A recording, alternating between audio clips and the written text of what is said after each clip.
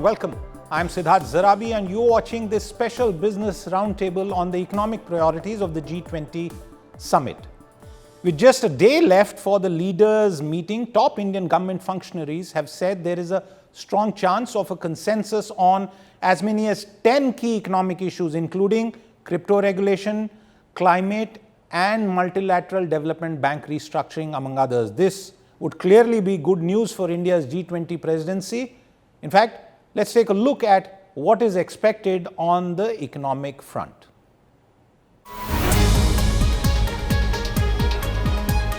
For the past 2 years, India has been pushing for global regulations on cryptocurrencies. Even as Bitcoin prices crashed last year after zooming to $64,000, the Finance Minister and the RBI have been highlighting what a threat the unregulated digital currencies could be. According to highly praised sources, the G20 Leaders Summit is expected to take up discussions on the way forward for regulating cryptocurrencies. The synthesis paper prepared by the IMF and the Financial Stability Board has laid down a comprehensive roadmap on building blocks for regulating these assets. This will now be taken up for further discussion at the summit this weekend, and there are indications that a consensus is in sight. India's presidency has put on table in the G20 issues related to regulating or understanding that there should be a framework for handling issues related to crypto assets. Active discussions are happening.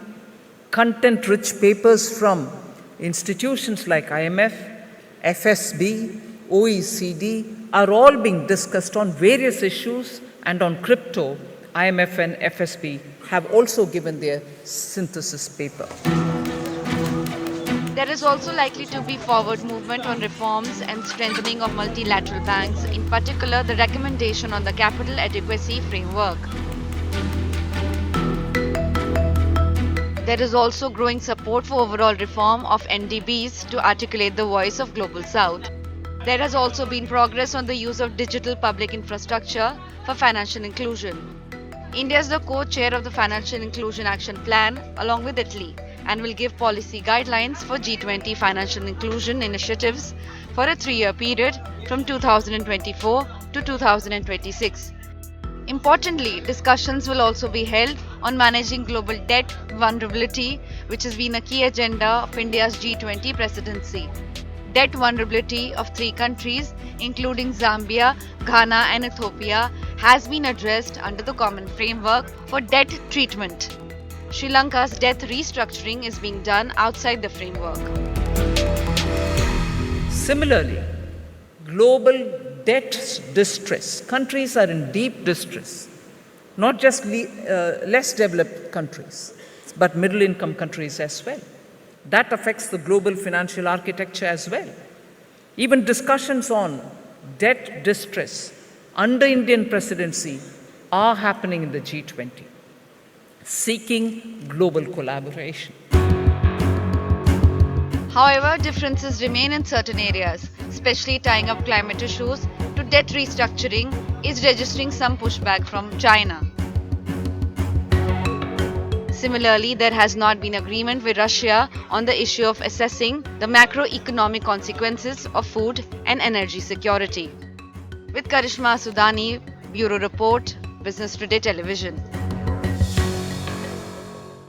And to debate this, we are joined by Dr. Janmejaya Sinha, the Chairman, India at the Boston Consulting Group, Manjeet Kriplani, Executive Director, Gateway House, Ramendra Verma, Partner and Leader of Government Sector at Grant Thornton, Bharat, and our very own Saurav Majumdar, the Editor of Business Today. Saurav, I'm going to come to you.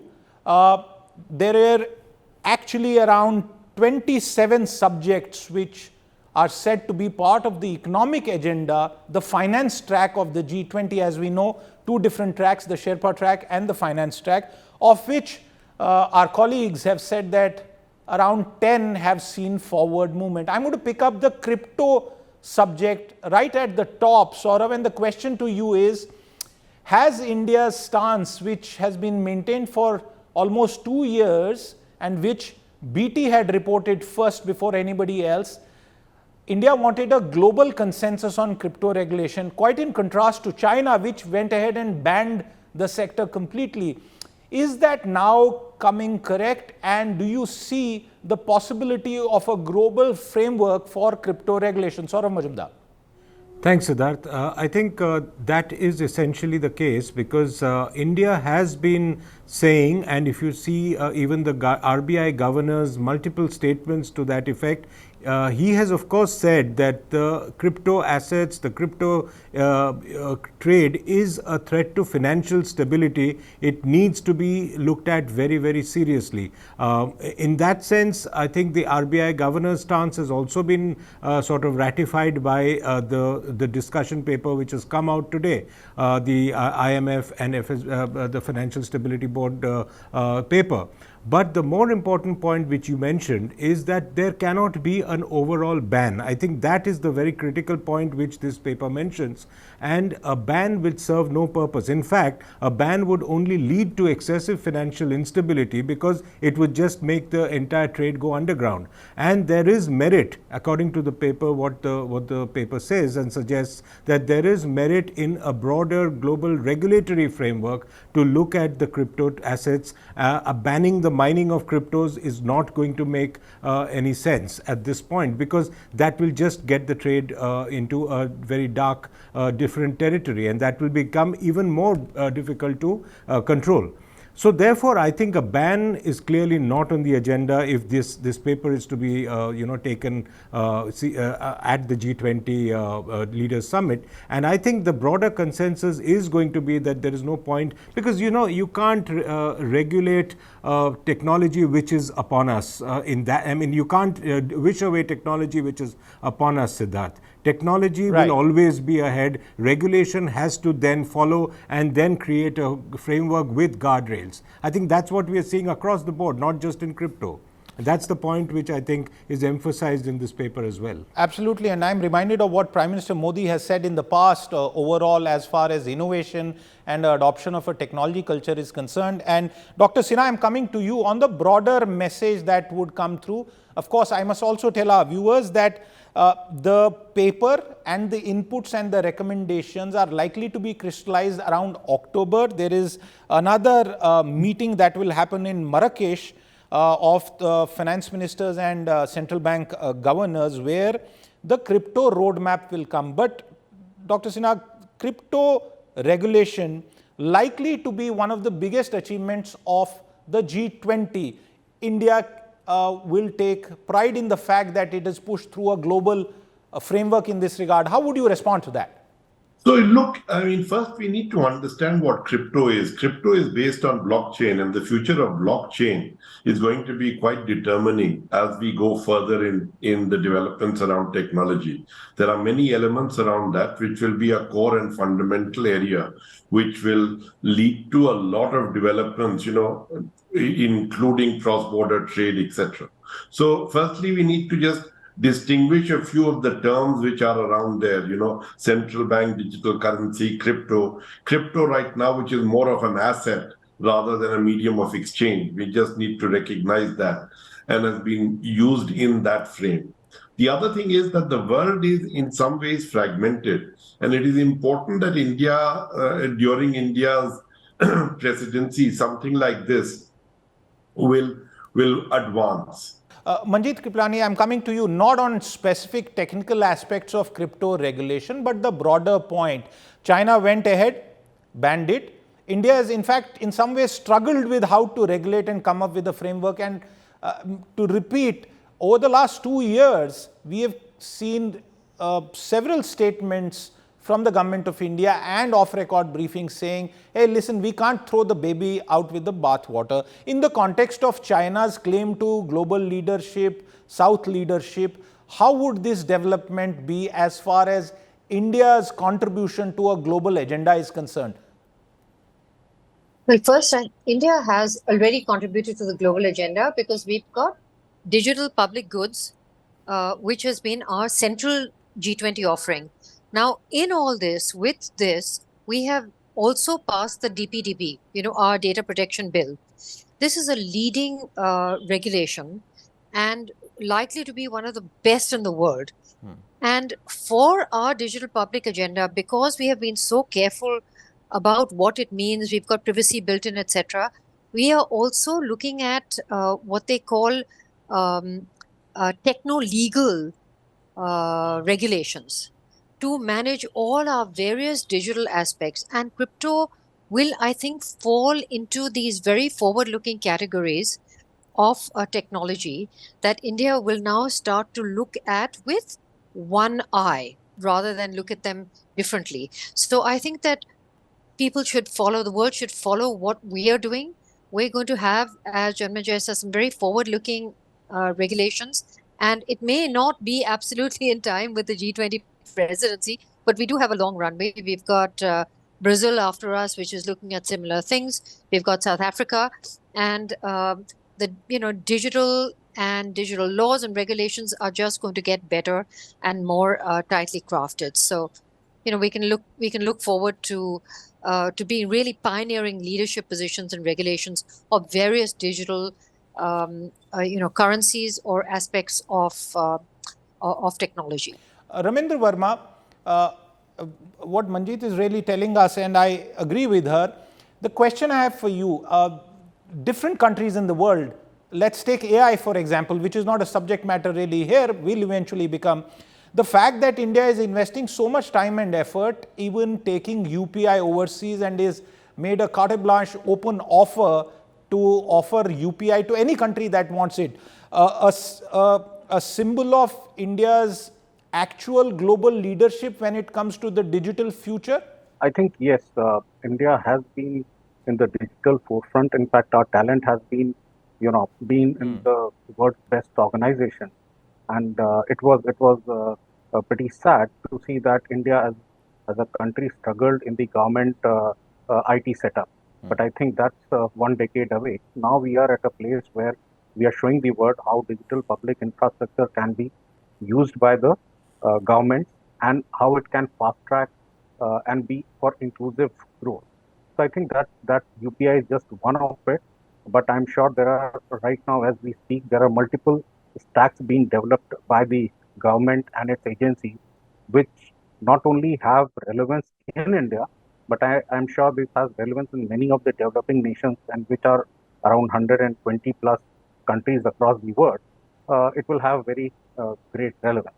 Let's now come to another crucial aspect, and this is the reform of the multilateral development banks. Dr. Sinha, I want to start with you and request you to explain this need for the reform of these MDBs. There is, of course, the question of capital adequacy, but what our colleagues have told us, and we have reported that the current framework can possibly lead to additional lending of around $200 billion over the next 10 years. And this would obviously be for those economies that need it more. How significant is the reform of multilateral development banks? This is a big topic.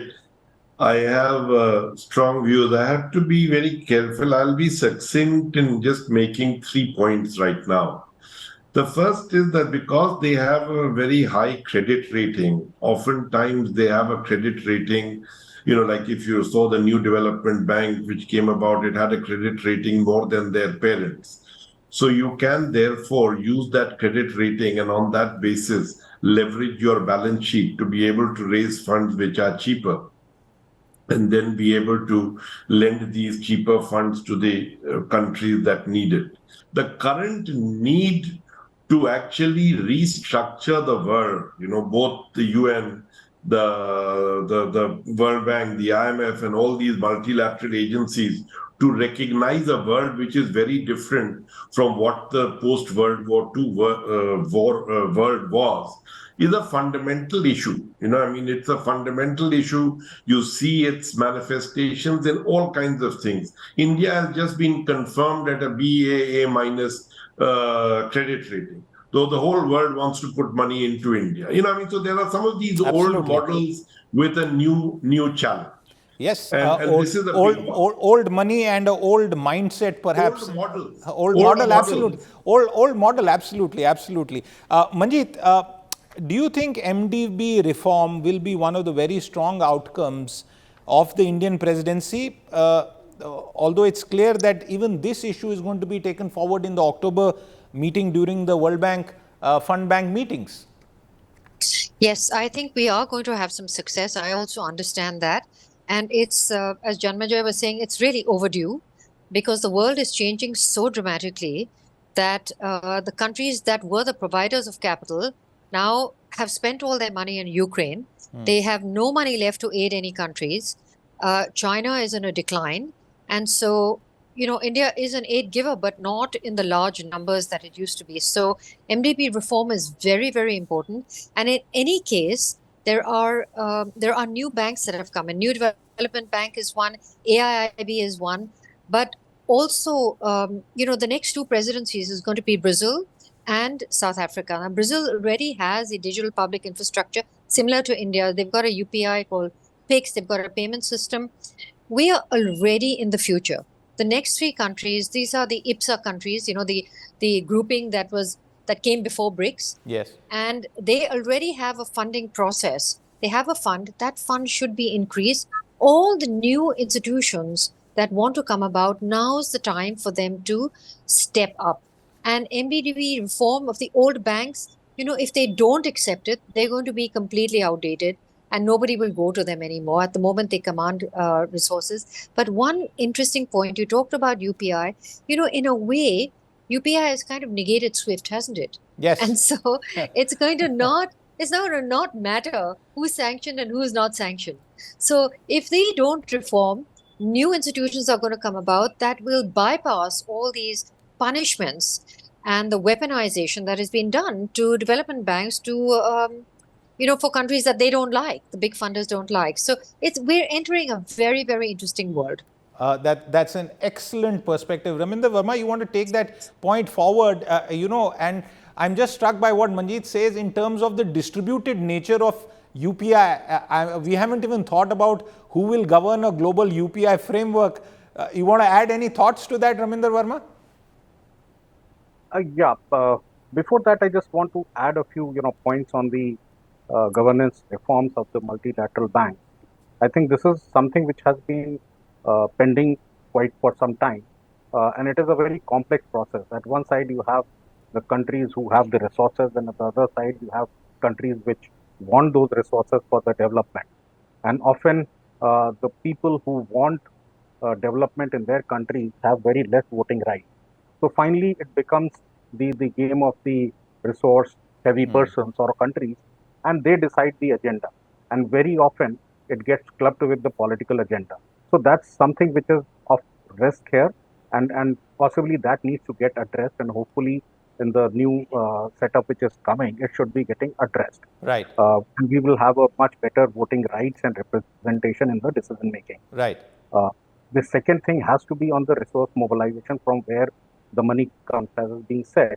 Right now, the resources are getting drained out, and from where will we be getting the resources to fund the developing nations? That's the other element. I think, lastly, I would point out towards the transparency and accountability. So these are some of the things. Now, the answer lies when you are saying who will be owning the UPI. I think it at some point of time, and I'm hoping possibly India will come to that age that they will be owning, or not directly, maybe through multilateral, I won't say banks, but institutions which will start providing those services. Not only, it may not be relevant for the developing nations, but the 50 odd countries in Africa. And I have spent 3 years in Egypt in a role. I can see that the resemblance of the solutions which are applicable in India are very much applicable there. So I think India can take a pole position in providing that digital public infrastructure through a common ownership, because that's what our agenda is. We don't want to sort of control the world, but at least help the countries which are in the developing process, and that's where we are with them. Absolutely, and that's why they are called digital public goods. One quick point and a 30-second response. Dr. Sinha, I'm coming to you. On the issue of managing global debt, Zambia, Ghana and Ethiopia addressed some more good progress. Given what you said about Ukraine, do you expect any significant moves in this regard? Quick answer, sir. No. Okay, that's pretty quick. We're all hoping that the Leaders Summit delivers some of these key economic priorities. Thank you, all of you, for joining us. And with that, it's a wrap on this episode. We'll see you soon. Until then, goodbye. If you like the video, do like, comment, share and subscribe.